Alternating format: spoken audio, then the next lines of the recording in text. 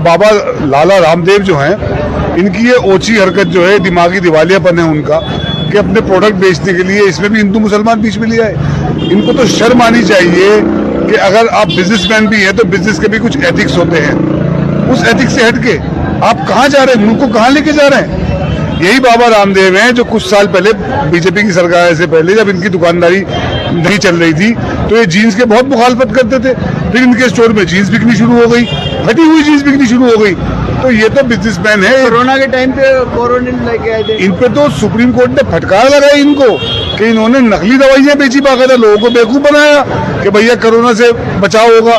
तो ये शख्स जिसको अब जेल में होना चाहिए था, जिसने नकली दवाइयां बना के झूठा प्रचार करके, जिसको कोर्ट ने टिप्पणी की और बाकायदा इनके खिलाफ एक जजमेंट दिया कि ये झूठ बोल रहे हैं, इनकी एच दवाई में कुछ ऐसा नहीं है। मगर ये बाबा रामदेव, लाला रामदेव जो हैं, ये कुछ भी कर सकते हैं क्योंकि ये सरकार के खास है और ये सरकार का जो छुपा एजेंडा है हिंदू मुसलमान का, उसे चलाने में कामयाब हो रहे हैं। मगर अब ये कामयाब नहीं होंगे क्योंकि जनता समझ चुकी है कि किसी बाबा का, किसी सन्यासी का अरबों रुपए का एम्पायर नहीं हो सकता और रूह अफ़ज़ा हिंदुस्तान के दिलों से नहीं निकल सकता, चाहे हिंदू हो चाहे मुसलमान हो।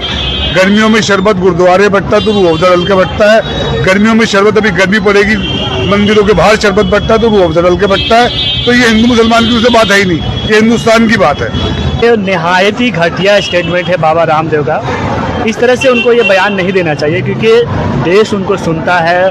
वो बड़े मतलब योगा के सबसे बड़े गुरु माने जाते हैं। उसने योगा को बहुत पूरे दुनिया में फैलाया, लेकिन इस तरह के बयानबाजी देके कहीं ना कहीं वो अपने आप को मतलब वो नीचे गिराने की कोशिश कर रहे हैं। क्या आप सोचिए कि अब शरबत भी आप नफरत में बदल देंगे उसको?